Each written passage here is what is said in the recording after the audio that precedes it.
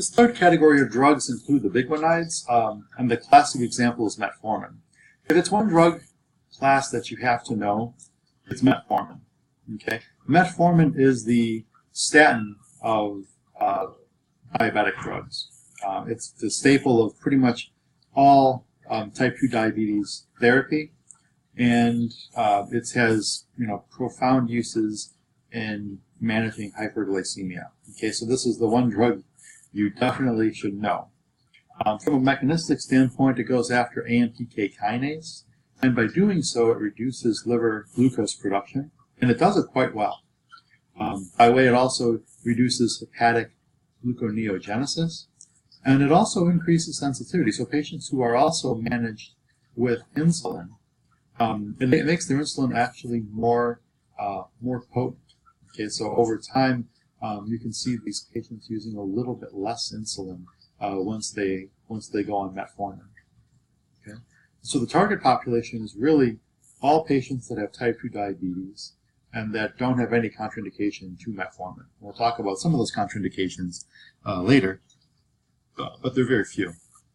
And so, the primary glucose target is looking at fasting. And so these are all the sites of activity where metformin has an effect. You can have it reduce glucose uptake within the muscle.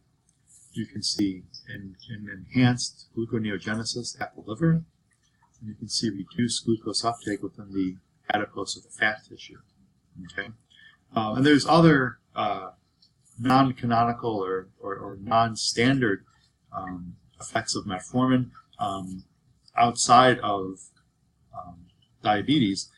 Looking at it as an adjuvant to chemotherapy, its ability to alter the Warburg effect. So this is really a powerful drug, and you'll probably see a lot more of it clinically over the next couple, 4 to 5 years. It has great efficacy.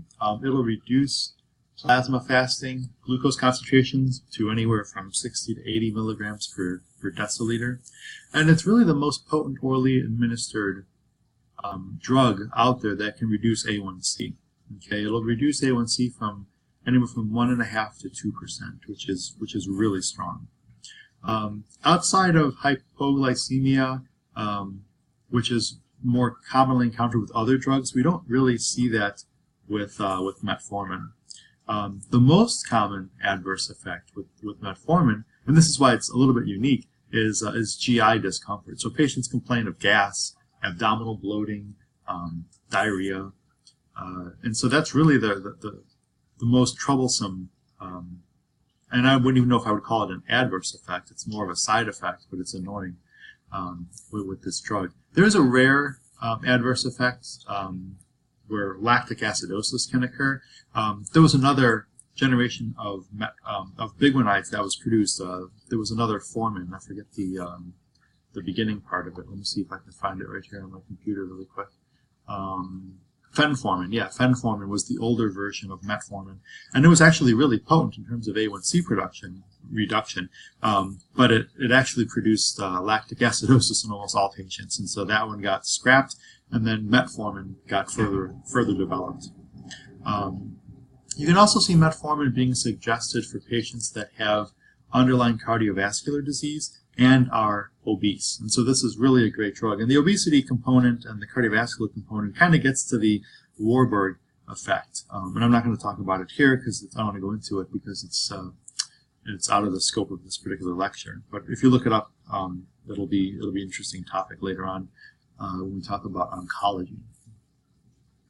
There are some minor contraindications to metformin, and that is due to basic renal clearance. And so you can look at serum creatinine levels in both men and women, and if it's above a certain point listed here, then it's safe to give this drug. There is the possibility of exacerbating acidosis, and so of course if the patient already has metabolic acidosis, you wouldn't want to give metformin. There is some congestion problems in terms of CHF, so you wouldn't want to give metformin.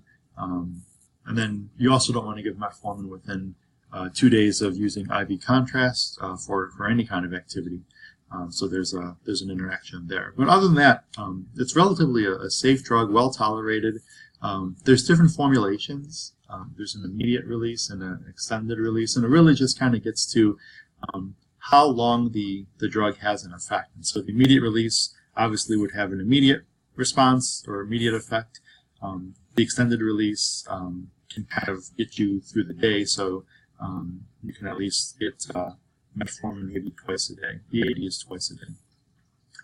Typically, these doses are started low, and then we kind of increase the dose as the patient requires it. From a advantages and disadvantages, you almost never see hypoglycemia or weight gain with metformin, and this is why it's kind of the preferred type 2 diabetic oral agent. And in fact, there's clinical trials that show that in the patients that have underlying cardiovascular disease and or obesity, they actually do quite well on metformin. We've got extensive experience with this, and it's relatively cheap. And the main disadvantages really come down to the GI upset, the possibility of multiple daily doses, and then a slow titration phase in terms of getting patients where they need to be to maintain serum glucose levels. Okay, but those adverse effects are usually transient. If the patient takes it with meals and you titrate the dose slowly, typically we don't have problems with metformin. It's really well tolerated, and I said it's kind of like the statin of diabetic care. And so many diabetics are already on statins too, and metformin is a really nice adjuvant to that therapy as well. So metformin, great drug. Your patients will most likely be on it. You'll be prescribing it a lot.